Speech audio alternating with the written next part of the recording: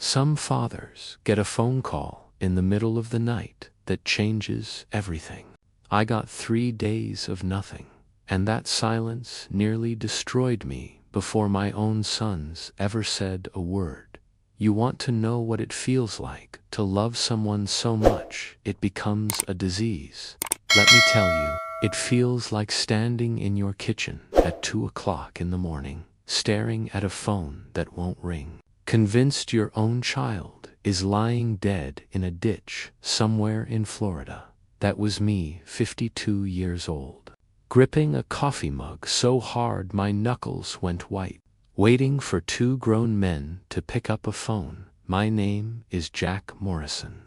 I run Apex Medical out of Shaker Heights, Ohio, a company that calibrates and repairs the machines hospitals can't survive without MRI units, surgical lasers, the stuff that beeps and hums and keeps people breathing.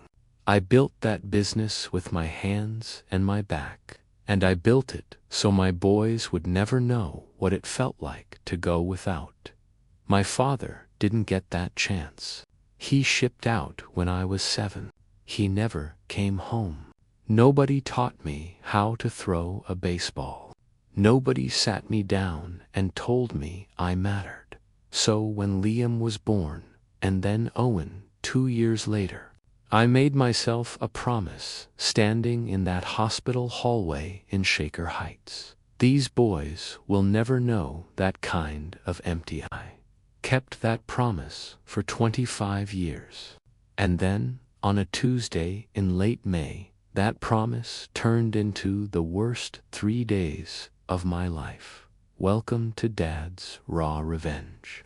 Get comfortable and keep this in mind. The people in this story had every chance to do right. They just chose otherwise. Hit that like button and drop a comment letting me know where you're watching from. Trust me, you're going to love it here. It started with a letter. Boring, official. The kind of thing you'd skim over coffee and forget by lunch. Notice of lease renewal. Guarantor verification required.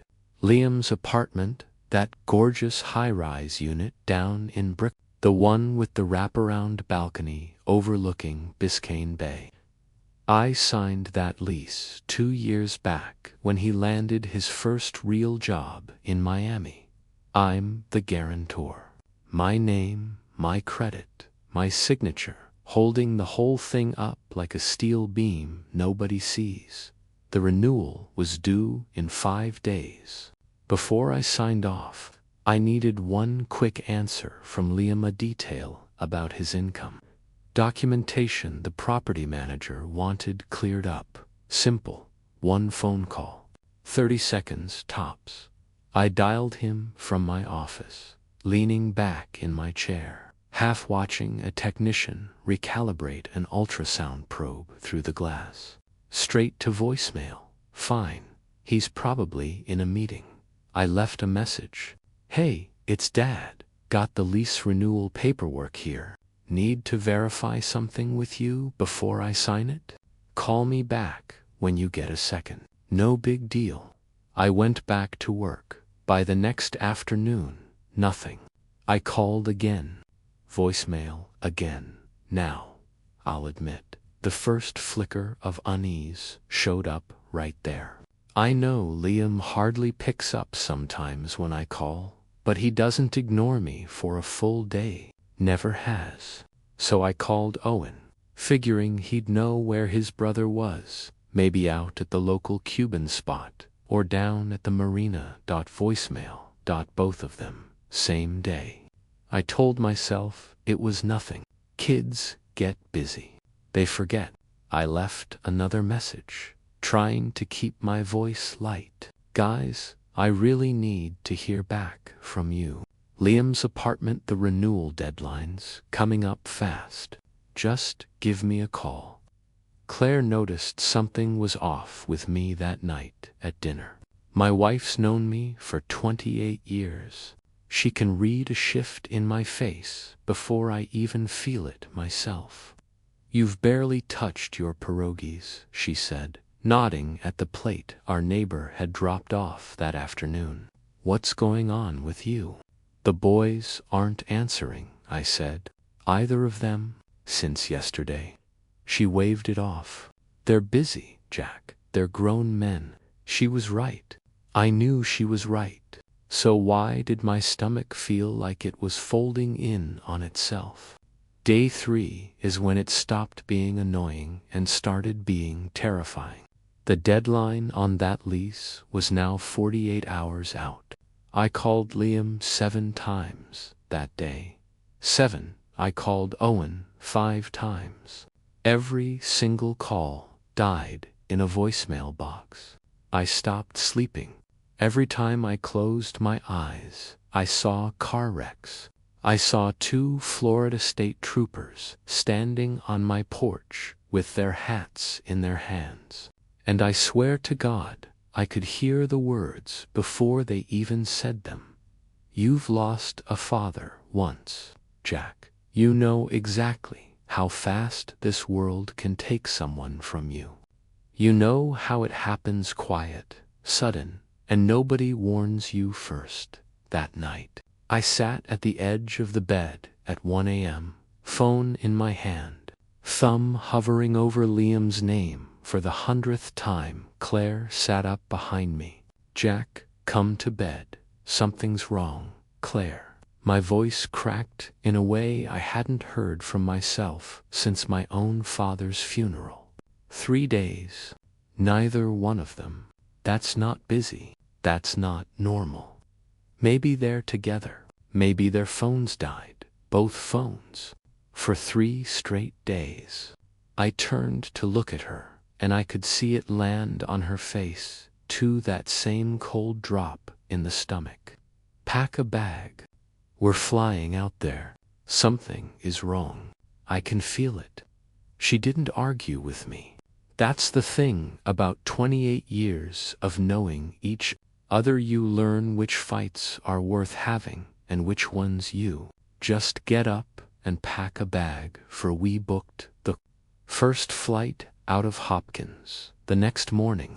I remember standing at the gate, watching the Cleveland skyline shrink behind the window, and thinking this might be the worst decision I've ever made.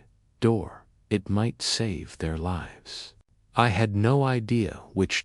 Claire held my hand the entire flight. Neither of us said much. "What do you say? Hope our sons aren't dead. Doesn't exactly make for good." Small talk with the flight attendant handing out pretzels. I kept running the scenarios in my head like some sick highlight reel. A car accident on I-95. A break-in at the apartment. Owen always the reckless one on that motorcycle he swore he'd sold. I pictured every version of tragedy a father's brain can invent at 30,000 feet. And none of them prepared me for what was actually waiting behind that door. We landed in Miami just after 2 o'clock in the afternoon.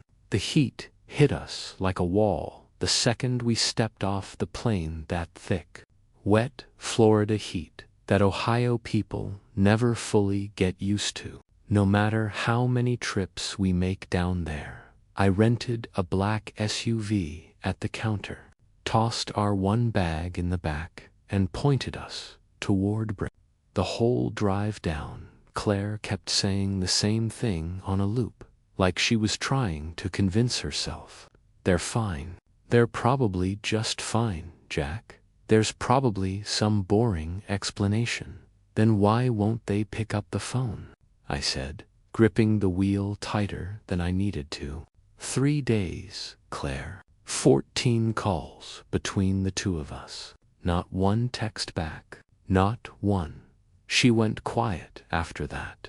I think some part of her knew the same way some part of me knew that boring explanation wasn't what waited. For us on the other side of that building, Liam's building rose up out of the Brickell skyline like something out of a magazine. Glass, chrome, 30 stories of the kind of wealth that makes a Cleveland guy feel a little out of place in his own rental car. I pulled up to valet, and even that felt wrong, somehow dropping off an SUV in a line of Porsches and Mercedes. Like I was crashing somebody else's life. We rode the elevator up to the 14th floor in silence. My hand was actually shaking when I raised it to knock. 25 years of fatherhood. And I was standing outside my own son's door, like a man about to identify a body, and that's when I heard it. Music, laughter, loud, easy, celebratory laughter, the kind you don't hear in hospitals or more. Balloons taped in a cluster right beside the doorframe, bobbing gently every time someone inside walked past a vent. That's not the sound of tragedy, I thought. And for half a second, relief flooded through me so hard my knees nearly buckled. Thank God, they're okay. I knocked, the music dipped, footsteps, the latch clicked, and the door swung open to reveal my oldest son, Liam, drink in hand. A wide grin frozen halfway between surprised and something far colder, something I hadn't seen on his face since he was a teenager, caught sneaking in past curfew. That grin didn't stay confused for long. It curdled into something else entirely.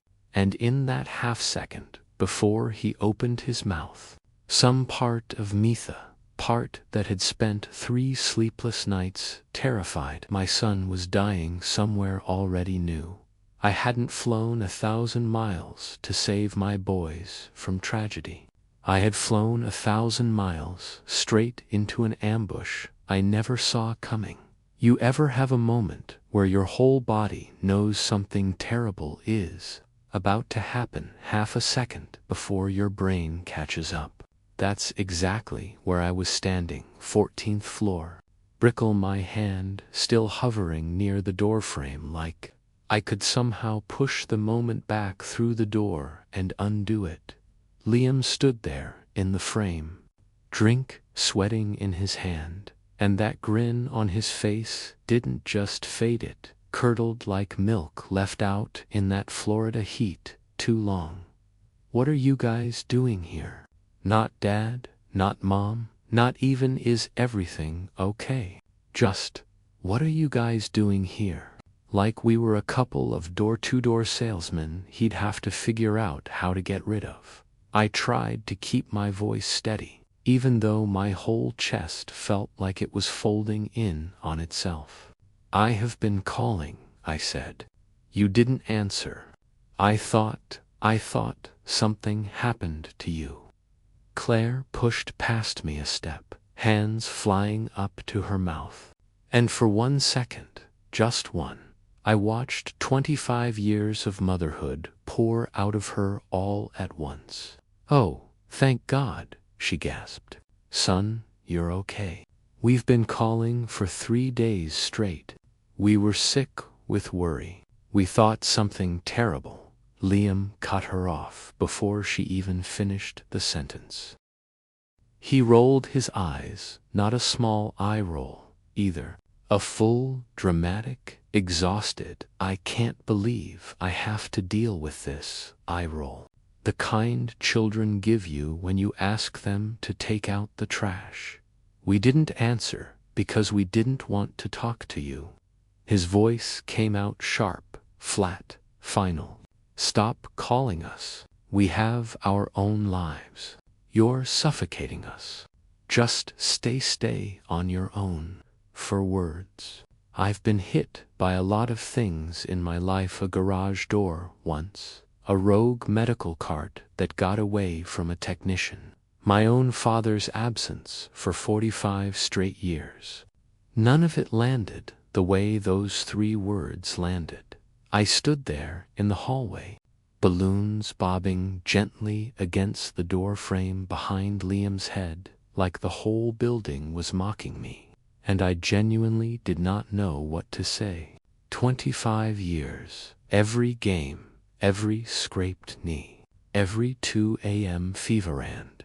This is the return on investment. Before I could even find words, a woman stepped up beside Liam, young, pretty, holding a glass of something pink and bubbly, her whole posture radiating a kind of smug exhaustion I'd only ever seen on reality TV. Honestly, she said, crossing her arms, it's too much.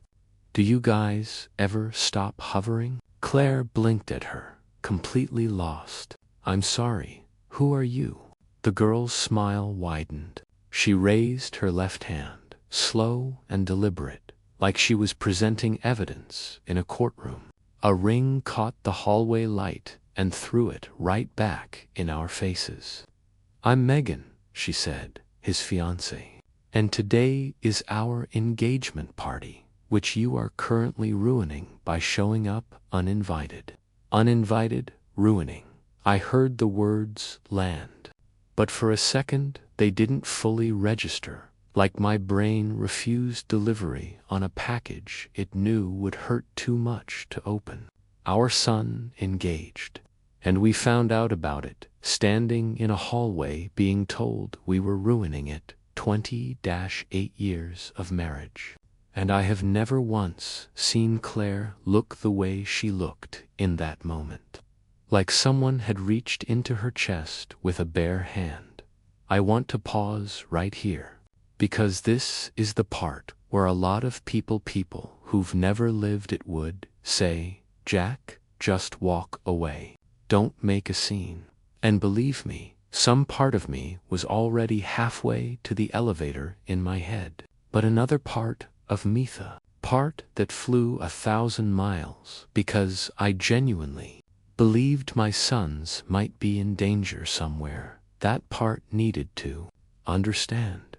How does a father go from he's calling because he loves us to he's suffocating us without a single conversation in between? I found out real quick that was the moment that broke me. I'd tell Claire later that night on the plane, not the insults, not the entitlement, not even that girl's smug little smile.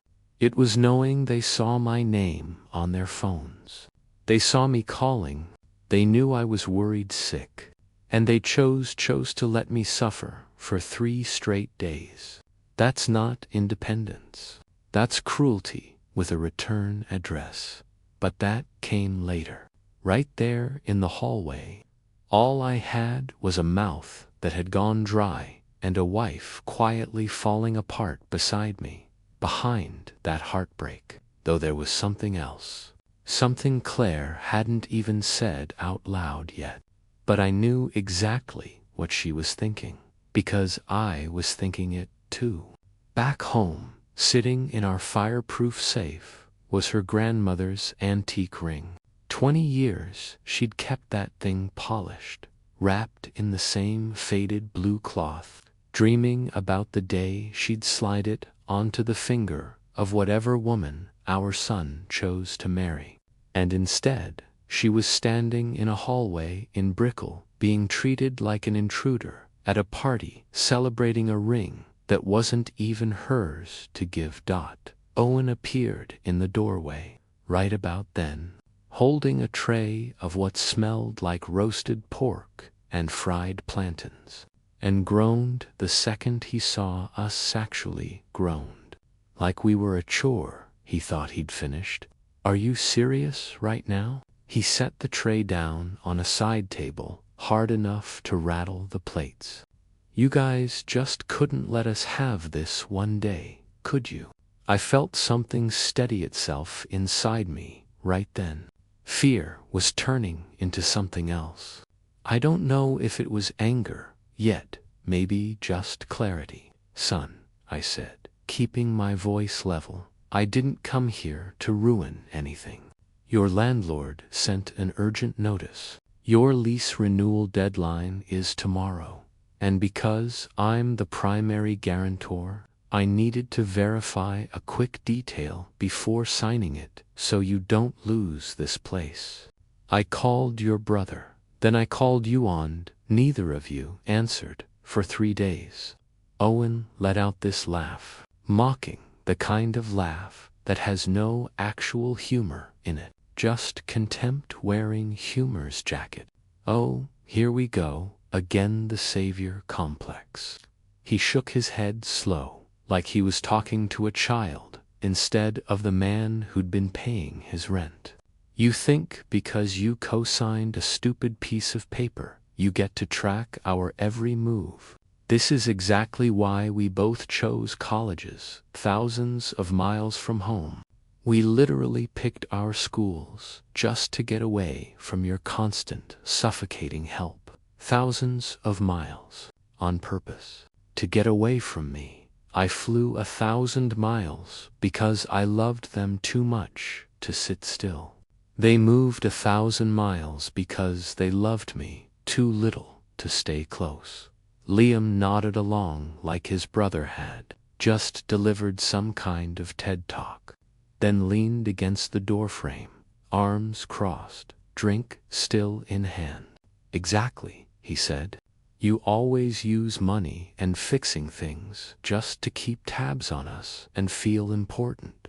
I pay my own rent now with my own job. I don't need you hovering over me, acting like a hero. He paused, and here's the part that really cracked something open in my chest. We saw your calls. We purposefully didn't answer. We wanted to see how long it would take for you to finally get the hint and stay on your own, purposefully. Not we were busy, not our phones died, purposefully, for 3 days. I sat awake picturing every possible danger they could be in the entire time. My sons were sitting somewhere watching my name light up their screens and deciding, on purpose, to let their own father suffer, just to teach him a lesson. Megan tossed her hair back, clearly bored of the whole exchange by now. Yeah, she said, we're trying to celebrate our future with people who actually matter. We don't need your old-school drama here. She gestured vaguely down the hall, toward the elevator, like she was shooing off a delivery driver. Please leave. Please leave. In my own son's doorway, by a woman I'd met 4 minutes ago. Please leave. I want you to understand something about me, because it matters for everything that comes after this moment. I didn't yell. I've thought about that a lot since, whether I should have raised my voice, whether some part of them needed to see me break the way they'd just broken their mother. But that's not who I am. My own father never got the chance to teach me how to handle a moment like that, so I had to figure it out myself. Standing right there in that hallway with balloons bobbing behind my son's head like some cruel party decoration, mocking the whole thing, I looked at the 2 boys I had poured my entire life into, the boys I'd vowed to protect the second I held them, because I knew exactly what it felt like to grow up without someone protecting you. They stood there in a lifestyle my signature and my credit had built: the apartment, the cars, every safety net under their feet, completely blind to it, treating their own mother like something to be swept off the doorstep. I didn't argue. I didn't raise my voice. I just reached over, gently took my sobbing wife's hand, and turned toward the elevator behind us. I heard Megan mutter something to Liam. I didn't catch the words, and honestly, I didn't need to. The tone said enough. They wanted to be on their own, and tomorrow they were going to get exactly what they asked for. If you have been listening for a while, drop your thoughts in the comments. Hit the like button while you're at it, and be sure you're subscribed. The elevator ride down felt longer than the entire flight from Cleveland. Claire stood beside me, silent, staring at the mirrored doors. tears running steady down her face without a single sound coming out of her. I've seen my wife cry plenty of times in 28 years at her mother's funeral, at both boys' graduations, once during a Hallmark commercial that I still tease her about. But I had never seen her cry like that, silent, hollow, like something inside her had simply stopped working. We didn't talk in the lobby. We didn't talk in the SUV on the way to the airport, even though I kept glancing over, waiting for her to say something, anything. Just so I'd know she was still in there. She finally spoke somewhere around the on-ramp for the causeway, staring out at the water like it might have an answer for her. 20 years, she said quietly. I kept that ring polished for 20 years, Jack. I didn't ask which ring. I already knew. I used to imagine the day I'd give it to her, she went on, voice cracking. Whoever he chose.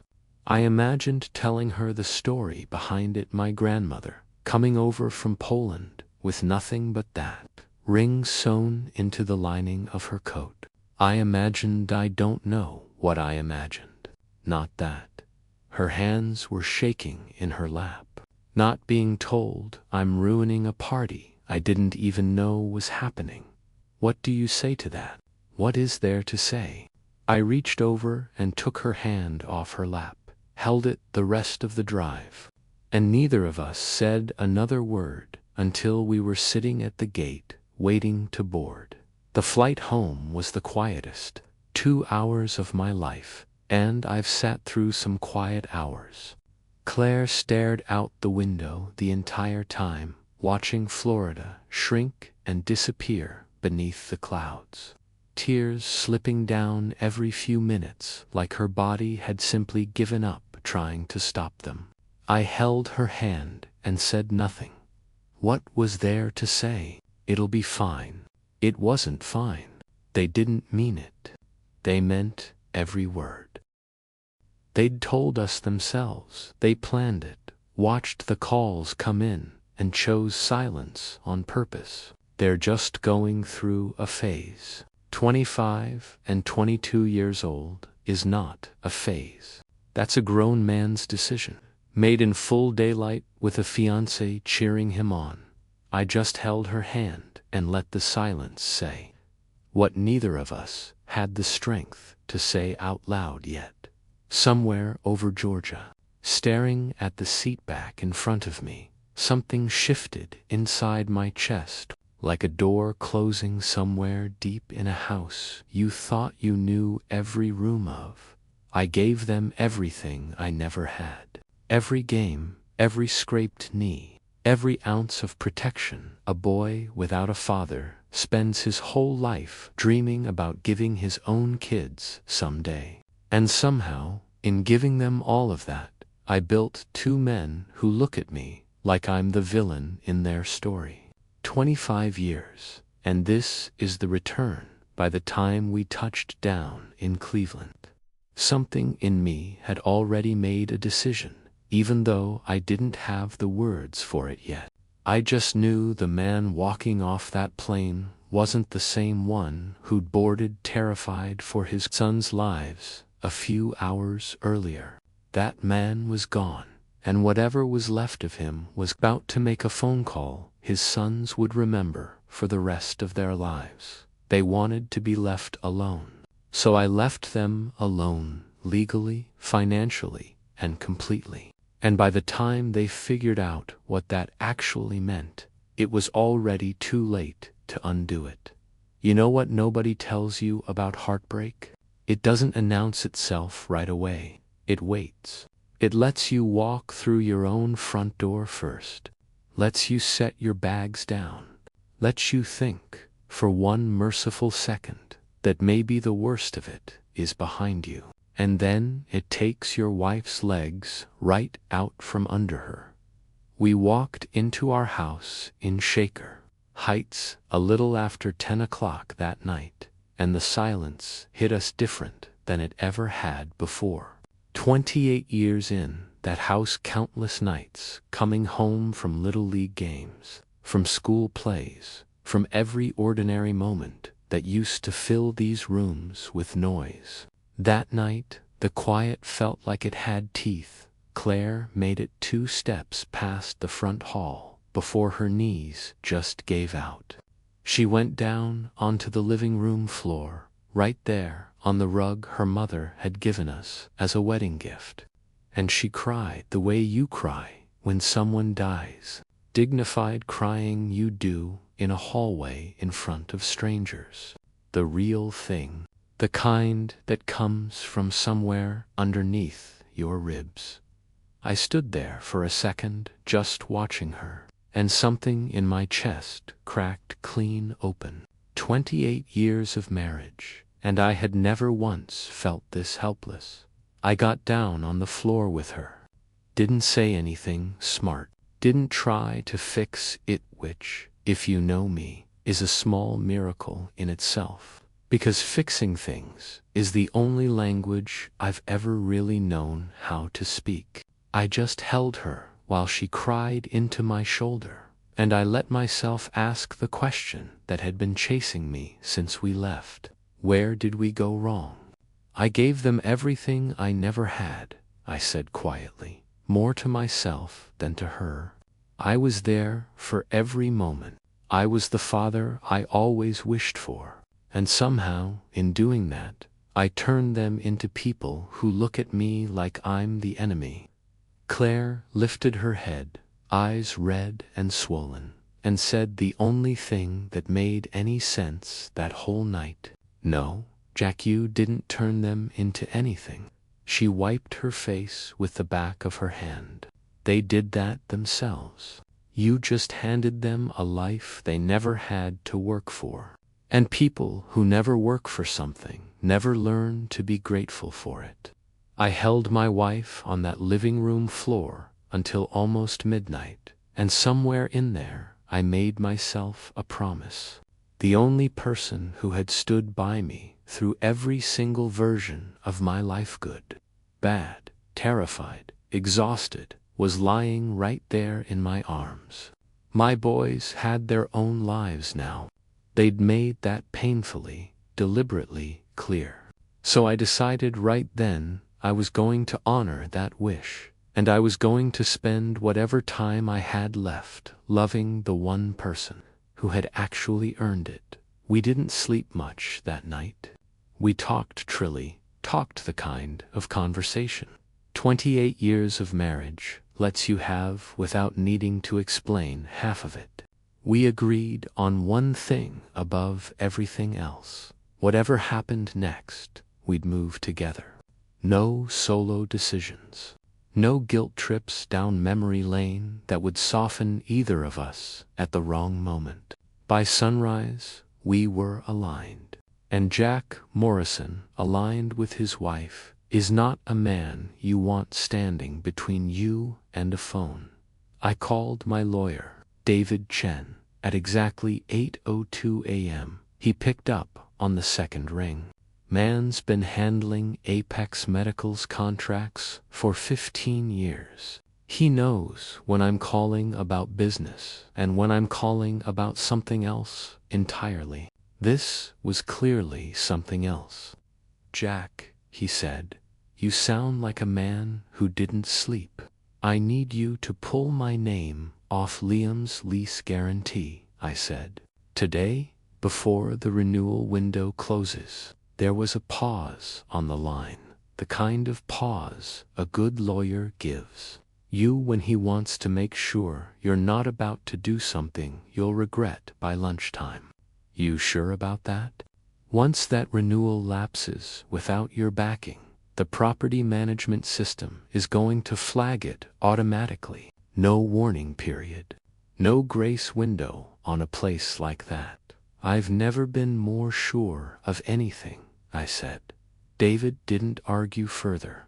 By 9:15, the withdrawal was filed. By noon, it was processed.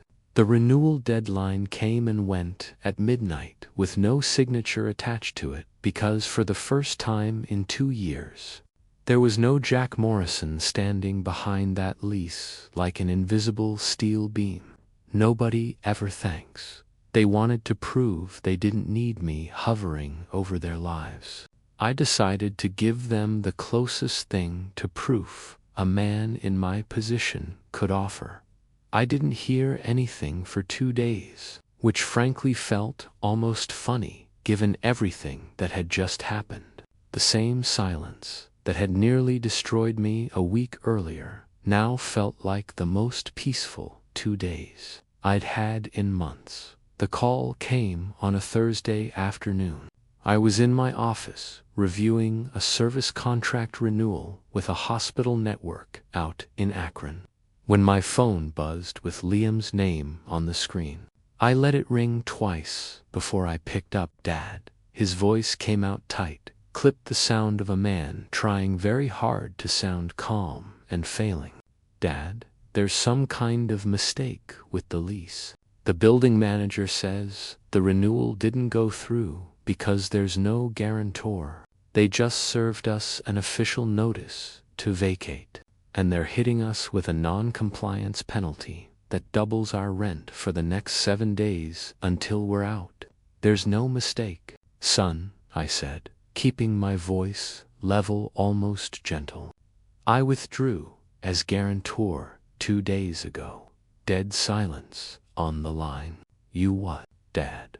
Why would you do that? You know I can't qualify on my own income yet. If they file an official eviction lawsuit, it goes on my public record. My credit will be destroyed. Megan and I won't be able to rent a doghouse in this city." "You told me to stay on my own," I said. "So I am." "Dad, please, you have to call them back. Tell them it was a mistake." "It wasn't a mistake, Liam. I'll talk to you soon." I hung up. They didn't wait for a sheriff to throw them out. They couldn't afford to have a legal eviction ruin their names. The actual exit happened fast, quiet, and procedural. I heard the details later, secondhand. Through a mutual friend of Owen's, Liam and Megan spent 48 straight hours frantically throwing clothes into garbage bags. Security didn't force them out. Security just watched them pack. Standing by the elevator while Liam wheeled his own life out of that luxury high-rise on a luggage cart. Passing right through the same lobby where 2 weeks earlier they told his own mother she was ruining their engagement party. There is a quiet clarity in watching natural consequences finally arrive. At a door that had been propped open by my signature for far too long. Because here's the thing, nobody tells you about being a fixer your whole life. The moment you stop fixing, the world doesn't collapse. It just becomes honest again. I didn't stop there either. Over the following week, I looked at every other financial thread tying my name to theirs. You can't just cross your name off a co-signed loan with a pen, but you can force the bank's hand. I called our account manager at the bank that held Liam's side business line of credit, which was secured by my company's assets. I officially revoked the authorization for him to use my collateral. The bank immediately froze his business draw and issued a demand for him to find new security within 30 days. Next, I called the lender on Owen's truck. I informed them in writing that as cosigner, I was actively refusing to cover any future delinquencies, since Owen's credit score alone was a disaster. The bank flagged the loan as high risk and demanded an immediate restructure. I didn't do it with anger. I just let the financial institutions do what they do best. Look at my son's actual worth without my shadow covering them. They asked to be on their own. I was just letting the banks show them exactly what that meant. They showed up on our porch about 3 weeks later. They didn't have a choice. Miami had chewed them up and spit them out the second my money vanished.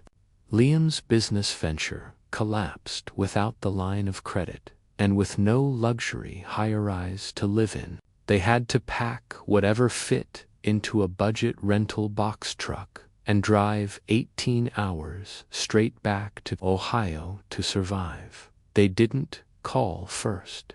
They just pulled that yellow rental truck right up to our curb in Shaker Heights, looking like two ghosts of the successful men they thought they were. Owen was the one doing the knocking hard and fast, his face pale and furious, pounding on the door like it owed him an apology. I opened it, let them in, sat them down in the living room, same room Claire had collapsed in weeks earlier, and let them say whatever they'd driven 18 hours straight from Miami to say. Liam went first, and he was crying before he even got through the doorway. Real tears this time, not performance, though it took me a minute to remember that real tears don't automatically mean real accountability. How could you do this to us? His voice broke on every other word. We're your family. You're ruining our lives over a small argument. And you know I'm getting married soon. Small argument? I asked, my voice entirely empty of emotion. You watched your mother and me call you for 3 days straight while we were sick with worry, Liam. You ignored us on purpose to teach me a lesson. Now the world is teaching you one. Liam's face shifted, then grief curdling fast into something uglier, a desperate panic. You're just a control freak who wants to see us fail, he screamed, his voice echoing off the hardwood. You've always been like this. You can't stand that we don't need you anymore. This is a sick revenge plot because we didn't invite you to a party. I didn't flinch. I don't want to see you fail, son. But you told me you didn't need me hovering over you, acting like a hero. I'm just honoring your wish. If you truly don't need me, then you don't need my name on your apartment. You don't need my collateral for your business, and you don't need my signature on your debt. That's not revenge. That's adulthood. Liam's jaw tightened. I watched him search for another angle, the way a man searches his pockets for keys he already knows aren't there. Mom would never have let this happen, he said, desperate now, pivoting hard. You're doing this behind her back, aren't you? You're punishing us because you're bitter. That's when Claire stepped into the room from the kitchen doorway, arms crossed, voice steady in a way I hadn't heard from her since before that hallway in Brickell. Your dad and I are on the same page, she said, firm and solid, not a single crack in it. We talked about this together. We both agreed to honor your wish to be left alone. Owen, who'd been quiet up to that point, finally cracked. Mom, you can't be serious. I stood up from my chair, walked over, and put my hand gently on Claire's shoulder. So here we are, I said. We're leaving you alone. Good luck. I watched something in both of their faces finally understand, really understand, that this wasn't a phase, wasn't a bluff, wasn't a father who'd cave the second his sons cried hard enough in his living room. I'd listen to them cry and blame me for their own mess. They tried to make me feel guilty for their eviction, for their financial collapse, for every choice they themselves had made. But I felt nothing but clarity. These were the same boys who stood in a doorway and told me I was suffocating them. These were the same boys who broke their mother's heart without so much as a flinch. They didn't want my help when I was offering it freely. They just wanted someone to blame once they realized they couldn't do it alone. They left that night without another word. I heard the car door slam outside, heard the engine fade down the street, and Claire and I stood in that living room in a silence that, for the first time in weeks, didn't feel like grief. It felt like peace.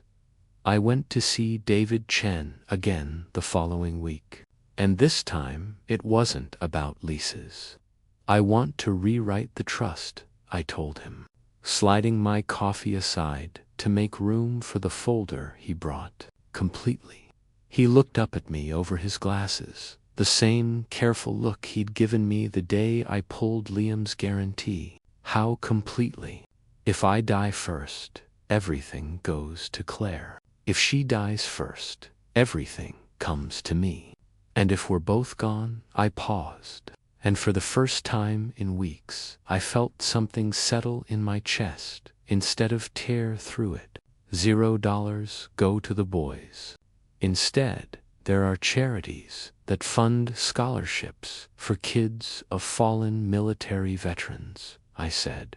Kids whose fathers shipped out and never came home. Kids who'd give anything just to have a father call them once and actually mean it. That's where it goes. All of it. David didn't ask me to reconsider. He just nodded, made the note, and got to work. My own father was taken from me by a deployment that never ended the way it was supposed to. I grew up without him, and I swore my children would never know that particular kind of ache. And somehow, in giving them everything I never had, I raised two boys who took a loving father completely for granted. My boys don't need my money. They've made that abundantly clear. But there are kids out there, right? Now real kids in real houses with a folded flag on a mantel somewhere who would trade almost anything for a father to call and ask how their day went. My legacy isn't going to the sons who pushed me out of a doorway in Miami. It's going to the children who'd actually give anything to have a father worth calling. Months passed after that. The calls from Liam and Owen slowed, then stopped altogether.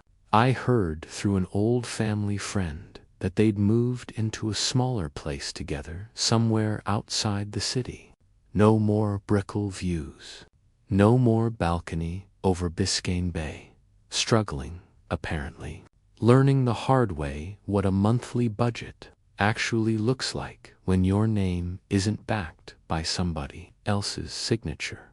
I won't lie and tell you it didn't sting to hear that. It did. Some nights it still does.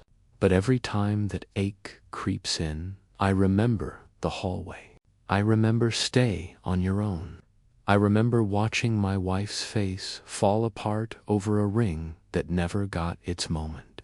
And the ache settles right back down where it belongs. Claire and I sit out on our back porch most evenings now, right around sunset, coffee in hand, watching the sky do its slow fade over the same Shaker Heights backyard where two boys once learned to ride bikes. I'd stayed up half the night assembling. She reached over one evening not too long ago and put her hand on mine, the way she's done 1,000 times over 28 years. And I looked at her and realized something simple and true. My father died when I was 7. I spent my whole life trying to be the man he never got the chance to become. But somewhere along the way, I forgot that the only person I truly needed to protect was the woman sitting right beside me the entire time.